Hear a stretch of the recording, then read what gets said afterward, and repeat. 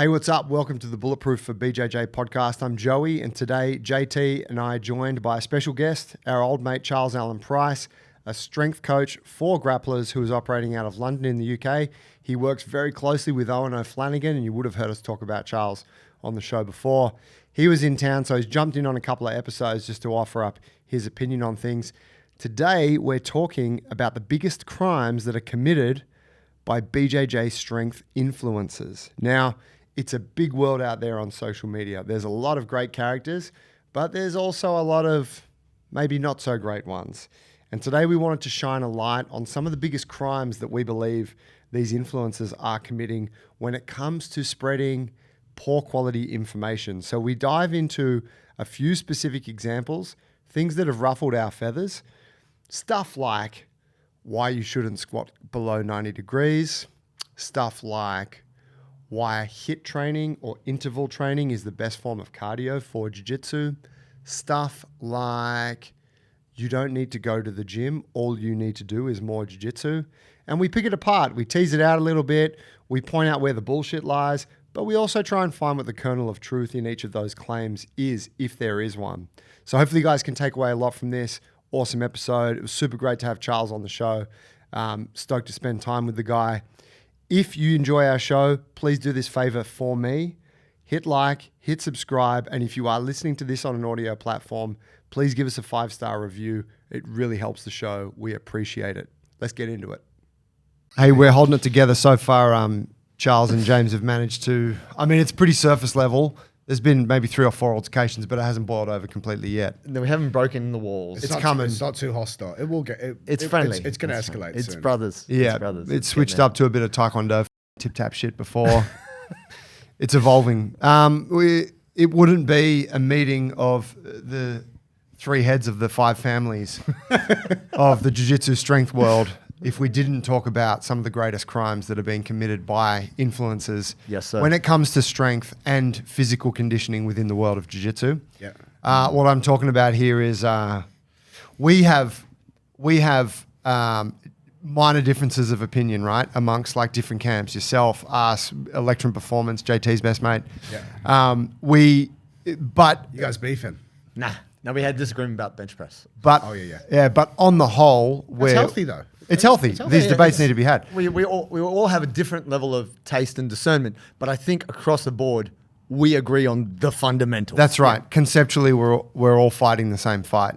And so I think that's why it probably irks us universally when you see people out there putting out content that is, it's fine that there's stuff that is like maybe not totally in line with what you might think, but there is some stuff that is just blatantly criminal. Outrageous. Yeah, blatantly. Criminal. And so I thought, let's get into a couple of those. Let's try and unpack this scenario a little bit. And then maybe not just destroy the claim that's being made, but explore it a little bit. Try to see maybe what is useful of that claim, but then really point out where it is also outrageous. Yeah. Definitely. First one that comes to mind is one that I posted about some time ago. The post didn't do particularly well, which is unfortunate. But it was a bloke, I don't know, maybe a blue belt or a purple belt. Not that it matters, but he was a little guy. Didn't look like he'd done much strength training, and he was squatting to horizontal thighs, Or like not horizontal even, not femur. even quite. So like a half squat. And he was saying you should never squat to full depth if you're a grappler because you will damage your knees, and then that means that you will be more likely to damage your knees when you're on the mats. This guy's got long hair. Yeah, blonde guy. No, the guy. Yeah. And I think it was like jiu-jitsu strength coach or something like. Yeah, There's who's some doing a bottoms-up press with a 5-kilo kettlebell? Like, Yeah, stability. Yeah, not to shit on, because if we just get nasty and start shitting on him, it's just pointless. But like, well, no. I think No, I think I was about to shit on him. That's what I was saying. Yeah, but No, let me shit on him. allow me to be that guy. You guys be the rational ones. he looks like he's just trying to be Joel Seedman's fucking boy. Yeah, so Joel Seedman, he pushes that don't go below 90 thing, That's his right? whole thing, and he Does sells he do programs on jiu-jitsu? that. Does No, he Joel Seedman does not. He does conditioning, right? What He's he a NFL what, guy. what he does is, a lot of these guys that you'll see, you'll be like, oh wow, he's really working with some promising athletes, and he's just what he's doing. He's riding the coattails of these freaks and these phenoms. I think his gym is in like some collegiate. It's like near some collegiate center. So he's got all these freaks coming to him. If the person doesn't train jiu-jitsu, like legitimately, I'm not listening to what the they say. And even if you do train jiu-jitsu, and if JT is stronger than him, he's also. I possibly don't listen to what the you say. So this guy isn't the Seidman is not a jiu-jitsu. The guy that Joey brought up. He's copying Joel Seidman's stuff. I understand. Just anyone who doesn't do jiu-jitsu. You, is that what you're saying? Yeah, basically. Yeah, I think I've openly said it before. His mum gets a pass, but everyone else. Birthed me, right? That was pretty hard. That's fair. Yeah, I've injured her in ways I can't injure anyone else. Yeah, so, I'd say the birth was probably the easiest bit. It might be. The whole 90 degrees thing and that squatting. It's like, why would you like? Yeah, so you're not going to get it. Like, just go to full range of motion. Like, jiu-jitsu is a dynamic sport. I don't, and we could talk about this as much depth as we want to. I don't think there's a direct correspondence from doing exercises to like that's going to be if we do this certain squat variation, that's going to make you really strong at this. It's like all we're aiming for is general strength adaptation. So if you're just really strong, like JT, really strong, and allegedly you don't feel very strong when we're grappling. if you're really strong, you're going to be harder to handle on the mats, and because you're stronger, you're more robust and more resilient to injury. Definitely, and like most likely just more athletic. Yes. And if you can do things to, if you can squat heavy ass weight, the full way, that means you're going to be fairly mobile because you can squat all the way down. So it's like, why would you just go to 90 degrees? Like, it's just cringe. You see people in the gym like not squatting all the way down. You're like, why? But the thing is, here's the thing. I am overtly critical of everything and everyone. But what I've learned is that is not You're highly disagreeable. going to help them. Yeah. No, I'm not. Personality. I'm not. How dare you? But that's the thing. If you want to help people, you got to make it applicable, right? So if someone doesn't know something, you can't hate them for not knowing. Yeah. Like, you don't know what you don't know. So if you want to help, if you want to help somebody who doesn't know, you got to help them. However you do that. The biggest problem with a motherfucker like old mate ponytail 90 degrees is it's disinformation. Yeah. Because it is clearly being shown that squatting full range of motion doesn't actually injure your knees. If anything, you're talking to people who do jiu-jitsu. They don't give a about their knees. They're going to get their foot put behind their head and have their knee twisted off all in the name of jiu-jitsu. So to give people this piece of information and they're like, oh, this guy seems like he knows what he's talking about. They don't know any better. You know what I mean? And so that's why a motherfucker like that needs to shut the fuck up. Because it is so inappropriate, because then someone comes and goes, oh, but how about this guy? He said you shouldn't squat below 90 degrees. Okay, that's all right. Now I have to waste moments of my life explaining to you why that guy's an idiot and why it would be applicable for you to be strong through a full range of motion. Obviously, we know better. But the difficulty is there is many people out there who are trying to make money off the ignorance of others. Yep. And that's what grinds my gears. That grinds your gears. Yeah. Let's talk about bad investments for a second. I do this often. You probably are guilty of this too. You finish training, you drink your water, you empty your water can or whatever, and you go to the shop because you're still thirsty. Gas station, corner store, whatever it is. And you're looking for electrolytes because you know that electrolytes are the thing, right? Michael Jordan used to drink them. You see it in sports. Get me some salt, get me some magnesium, etc. And you end up buying a Gatorade or a Powerade over here in Australia, and the shit's really expensive and it tastes good, but it actually doesn't have much going on in the way of electrolytes at all. The dose is pretty minimal. I'll tell you what a good investment is. A good investment is acting ahead of time and having something like Sodi in your gym bag so that you know you can be optimally hydrated and you can be having a powerful dose of sodium, potassium, and magnesium, right, which are the electrolytes your body needs to perform at its best, in your system before training and then ready for you to go after training. This is absolutely the best investment you can make when it comes to hydration. And the beauty of it is that it works out way cheaper than a Gatorade. So if you are the kind of person that finds yourself going to the corner store most days after training and buying the expensive sports drink, don't do it anymore. Go to Sodi, sodi.com.au, and buy yourself some of this elite stuff, because I'll tell you what, I use this every day when I wake up, and then I use it again before I get to the gym and after training, especially in summer when I'm sweating a lot, and nothing makes me feel hydrated or perform as well as drinking Sodi on a regular basis. Get your hands on some now. If you're not sure which flavor you like, grapefruit is my personal favorite. But if you're not sure, get their taster sample pack. It gives you a nice little sample of the full range of flavors, which are all pretty excellent. And you can find your favorite flavor. Get Sodi now. Go to sodii.com.au. And when you check out, make sure to use the code Bulletproof15 to get 15% off any purchase. Go there now, get hydrated, drink the best stuff for jiu-jitsu. I think a lot of jiu-jitsu people, because jiu-jitsu, it's a fairly, like, let's call it a new sport-ish.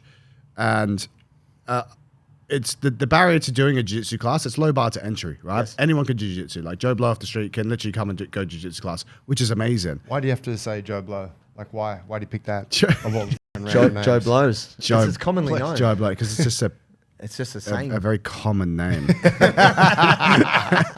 And a lot of these guys don't have sporting backgrounds. And like, we grew up in Australia. We play. You play rugby or you play sport. You go to the gym.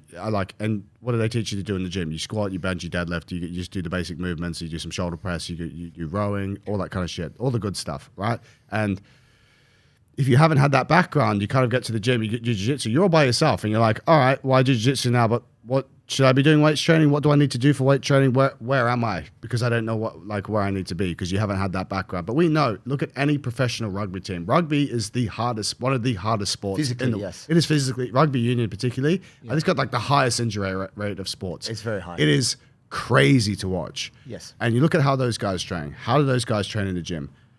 The big fellas, the props, mate, who put in a lot of the work, they squat heavy weights. Yeah. Why? Because you need strong legs. So be robust. They push heavy things because you need to be strong at pushing things. Maybe that's why they get injured all the time. Maybe, but I think it's them running into John Alomu, which is causing the sport. Injury. Yeah, they're just playing devil's advocate. I know. They're just trying to get as strong as possible. They're doing their power cleans and hand cleans. But if you're a jiu-jitsu coach, here's where it kind of can fall apart. If the leadership in your gym is a slim, flexible, ponytail having man who likes to smoke a lot of weed and only squats to 90 degrees, and he says, hey, don't squat below 90 degrees, it'll damage your knees, but you should play rubber guard and bend yourself inside. You know what I mean? Like, and that's a shame. That's his cognitive bias, because that's all he knows. He goes, it works for me, so I'm going to tell everyone to do this. Yeah, which if you're under the tutelage of that individual. You go, it must be good. That's what it is. Yeah, and I think that's why we said this on the last podcast, more and more people need to get out there and put out the good word. Hey, no, you actually just need to train properly and get really strong. Everyone's seen it. Everyone's seen the stud blue belt or white belt come in who's played like professional rugby football or professional wrestling, sport, and he's just standing there super jacked, or even the footballer who's like super fast and can move and pick things up really fast because he's a good, well-rounded athlete. That's right. Why would you not try and be a well-rounded? Because it's hard. Because it's hard work, JT. So tell me then, in that claim, all right, about not squatting below 90, is there a kernel of truth in there? Is there something that can be taken from that? Some people can't squat below 90. Maybe they've got a certain injury. Maybe they've got a meniscus tear, or maybe they've got something going on. It's like, maybe squatting to 90 right now isn't ideal. So of course there's value in squatting. And you can get strong squatting to 90. Still loading up. 100%, but I don't do any back squats. I don't do any deadlifts. I don't do any exercises that have a lot of axial loading. Do I feel strong on the mats? I'd like to think so. JT knows about it. That's for sure. Oh man, I was overwhelmed. JT knows how strong I feel. I don't do any axial loading exercises, so you don't have to do that. But I've got a belt squat, so I don't do, and I squat heavy ass to grass on my belt squat. Right. But you're dropping down levels. Definitely, I felt that was the difference in the grips. Like the grips were weak, but there was some core strength. I thought it might have been the Pilates. You give it all that, but you know. Anyway, this is a separate podcast. But if we're staying on the 90 degrees thing, like I think Mike Israetel had hung shit on Ronnie Coleman saying he didn't squat deep enough, and you go, he squat low. He squatted good. You look at Ronnie. Thighs the size of a horse. Like whatever, Dr. Mike, but you know, it's one of those Dr. Mike right now likes to be polarizing. That's what he likes. Yeah, and I believe that part of this gentleman saying don't squat below 90 is different. So he's not. I don't think he's trying to be polarizing. Yeah, No. But he's trying to get attention, right? For many of these people who are saying something, they're trying to go against the grain or they're trying to stand out. Maybe, but then when I commented on his post, he like banned me or whatever. Like I couldn't comment anymore. No, that's amazing. Yeah, same for me in functional patterns. Right. So I think someone like that, then actually functional patterns, the least strength coach ever. They're not looking like. I feel like this guy wasn't looking for like conflict. Yeah. I feel like he's just like, no, this is the truth. This is a valuable and that just piece shows of information. it just shows how little he knows. But look where we're sitting right now. Look where our hip. Are we below 90? Look, we are. Look where our hip angle is. I'm not even resting on the couch.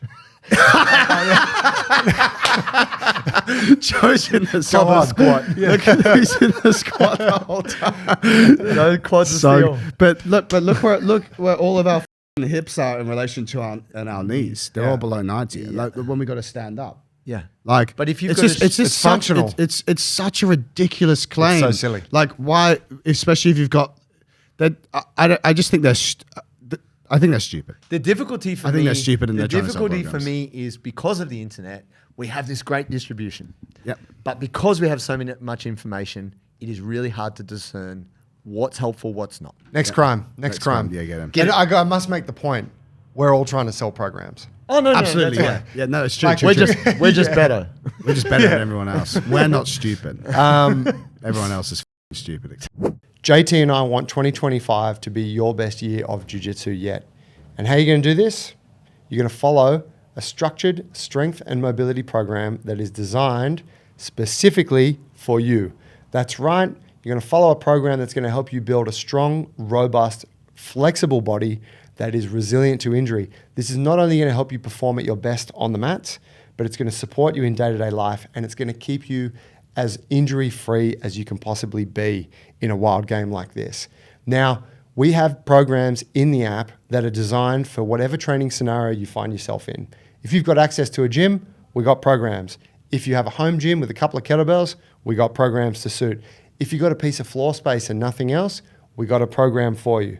So wherever you're at, even if you don't have any training experience, you jump on board the app and we will walk you through step by step what you need to be doing to build a strong mobile body for jiu-jitsu. And the best part about it is that JT and myself are there along with the full coaching staff to help you along the way. You can take a 2-week free trial of the app. You can train for free. All you got to do is go to the App Store, search Bulletproof for BJJ, and download that app and get started. Sign up now. Get started training. Let JT and I walk you through the process of building a strong, robust body, and let's make 2025 your best year of jiu-jitsu yet. Sport-specific training. Now, give us a bit of context around this. We see, you might see the judoka one was the one you posted recently. I post him a lot, yeah. You see this impressive athlete, judoka, like judo guy, top off. He's got the K-tape on his shoulder. Rigged up. He's got the gi pants on. And he's doing all of these really kind of like novelty, kind of unique, different exercises. And he's looking jacked and like he looks great while he's doing it. Lighting's nice. And none of the exercises are like stuff that you would be doing. Like for the average person, be like, holy shit, like that's all novel. Yeah. Let's talk about this. Okay. Just quickly. What's the claim? What's the claim in that piece of content? So that the reason why I like to pick on this guy is because the videos that he does do extraordinarily well.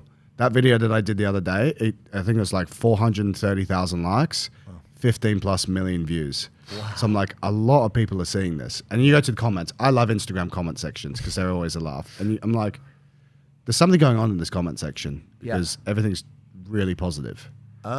And at 15 million views, you're like, there's got to be someone's got to troll this. There's got to be some trolling here. I've seen a lot of very, very funny videos on Instagram, and the comment section is usually a treat. Yeah. And there's something going on here because I don't like to comment, but I've commented once on his thing and it got removed like that, and I almost got banned. Deletes you. It's a delete. So he's being selective about the post, huh? I don't know this fella, but what I see about this, and this is why I try and do comparison videos all the time, and the videos don't always pop off, but there's a guy called, I can't remember his name, it'll come to me, like Fred Duncan, who's a good strength and conditioning coach, and he does these comparison videos, and it's like, okay, look at, I'm just going to digress for a second.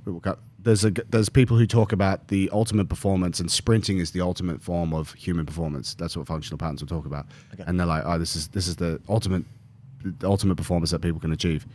It's like, okay, cool. And you're using your cables and you're doing all your functional patterns and all that kind of movements. That's not actually getting you, there's not enough stimulus to actually get you really strong for the nervous system and muscles. I'm like, all right, cool. So I'll make a video and just do some basic research. Okay, who are the best runners in the world? I'm going to look at Noah Lyles and I'm going to look at Usain Bolt. Oh, I wonder what their strength and conditioning looks like. Oh, there's some clips of them in the gym. Noah Lyles, banded deadlifts, heavy. He's got like 140 kgs banded deadlifts. Oh, he's hang cleaning there. Oh, he's power cleaning there. What's the weight on the power clean? 130 kgs. He's pretty light. He's smoking it. Yeah. Oh, he's doing some squats here. He's doing some partial range squats. Maybe the coaches just want to load him up on the partial range squat, overload that movement. He's got like 180 kgs on the squat there. What is he not doing?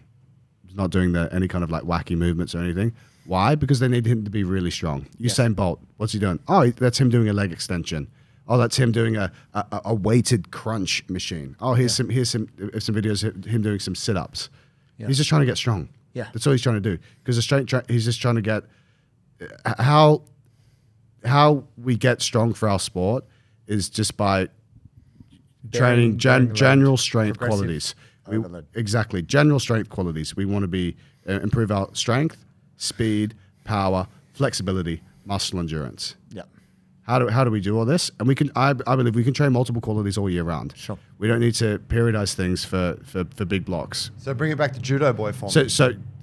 So for Judo Boy, he's advertising these are special movements that will get me strong for judo. The magic key. The reason why I don't like this, one, you're not going. Most people, we've got strength programs. We know how people operate in the gym. No one's going to do that in the public gym. You're not going to be like, all right, mate, we're going to do our barbell swim variations, or I want you to do attach a gi to a cable machine over there and use it.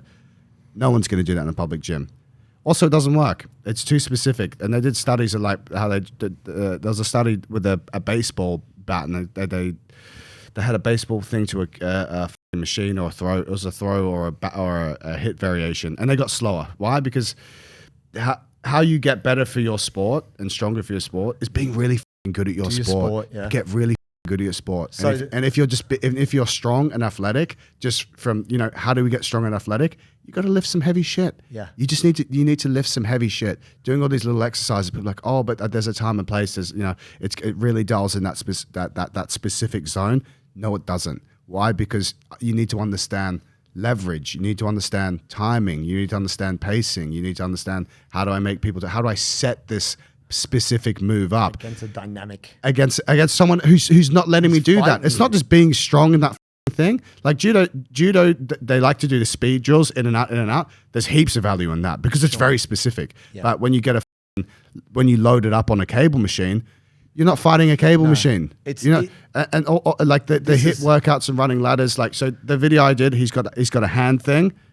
Like that's not helping you build up endurance. He's doing push-ups with a bar on a kettlebell. Yeah. Like it's instability. People are like, oh, but it's really good for shoulder stability. You know what's really good for shoulder stability? Being really strong. in your shoulders, back, and chest. Yeah. But getting lots of muscle around the joints.